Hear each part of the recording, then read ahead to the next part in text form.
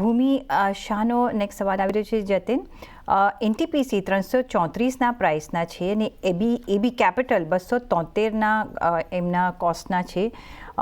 Intraday અથવા કે 1 કે 2 દિવસના ટાર્ગેટ બંને આપી શકો અહીંયા?